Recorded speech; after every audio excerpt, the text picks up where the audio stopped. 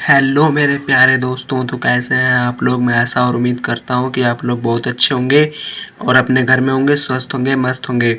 तो हमारा एक लोकतांत्रिक का चैप्टर है, चैप्टर नंबर 3, जिसका नाम है जाति, धर्म और लैंगिक मसाले। इसके नाम पर ही है कि इसमें जाति और धर्म के बारे में पढ़ेंगे और लैंगिक मसाले, जो मसाले वसाले होते हैं उनके बारे में पढ़ेंगे। तो आइए इसे कवर करते हैं। ये एक हमारा छोटा सा प्यारा सा चैप्टर है, तो आइए इसे हम कवर करते हैं। तो लिंग विभाजन जीव विज्ञान के बजाय सामाजिक अपेक्षाओं और पूर्वी धाराओं पर आधारित होता है। जैसे जो जीव विज्ञान होता है तो उससे ज़्यादा जो लिंग विभाजन होता है वो सामाजिक विज्ञान और पूर्वी धाराओं पर आधारित होता है। तो पुरुषों और महिलाओं के श्रमिक विभाजन को यौन विभाजन के रूप में जाना जाता है। तो पुरुषों और महिलाओं के विभाजन को हम यौन विभाजन के नाम से जानते हैं। तो प्रीत सत्ता का मतलब पुरुष महिलाओं की अपेक्षा ठीक है, यानी जो पुरुष हैं वो महिलाओं की अपेक्षा ठीक हैं। तो पुरुष की साक्षरता दर 76% है और महिला की साक्षरता दर जो है वो 54% है। तो पुरुष ज़्यादा पढ़े लिखे हैं और महिला कम पढ़ी लिखी है, लेकिन अब महिला भी पढ़ लिख रही हैं और पुरुष भी पढ़ लिख रहे हैं। तो 2011 के अनुसार 1000 बच्चों में से 914 लड़कियां थीं।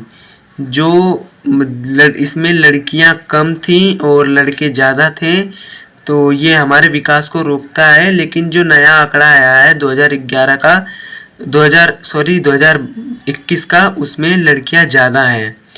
तो जो पुरुषों और महिलाओं को अधिकार व अवसरों पर विश्वास करते हैं उसे नारीवाद कहते हैं।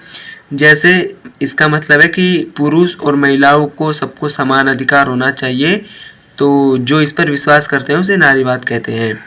जब एक धार्मिक समूह के मांगों को दूसरे के विरोध तैयार किया जाता है और जब धार्मिक समूह के दूसरे पर प्रभुत्व स्थापित करने के लिए राज्य शक्ति का उपयोग किया जाता है, उसे सांप्रदायिकता कहते हैं। जैसे ये हमारे देश में बहुत पहले से होता आ रहा है कि जो ऊंची जात के लोग होते हैं वो नीची जात के लोग को दबाते हैं, जो अमीर होते हैं वो गरीब को दबाते हैं। तो जो प्रभुत्व होता है उसे एक दूसरे को दबाना होता है, तो इसे ही कहते हैं प्रभुत्व।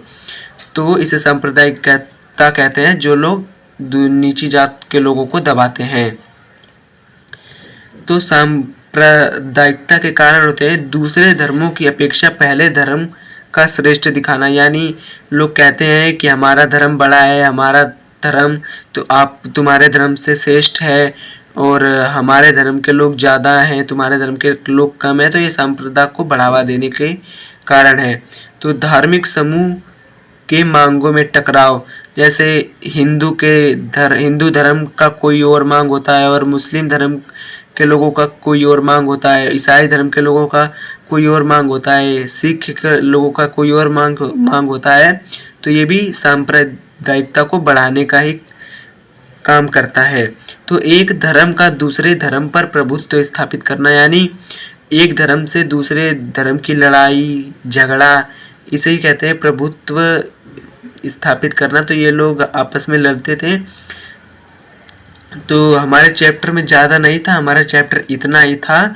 तो इसमें से ज़्यादा मतलब ये इतने ही थे और इसमें से ज़्यादा प्रश्न नहीं आते हैं। इसमें से ज़्यादा आपको 10 नंबर तक क्वेश्चन आ जाएंगे।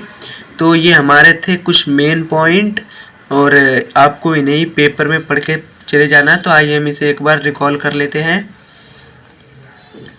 तो इसमें बताया गया है कि लोगों को जाति और धर्म के बारे में विभाजन किया गया है। इसमें जो लोग होते हैं, हमारे देश के जो लोग होते हैं, वो एक दूसरे से लड़ाई झगड़ा करते हैं और हमारे में एक दूसरे को समान अधिकार नहीं दिया जाता है। तो यही सब इस चैप्टर में था। तो चैप्टर आपका ख़त्म हो चुका है। तो थैंक यू, बाय बाय। तो मिलेंगे आपसे अपनी अगली वीडियो में।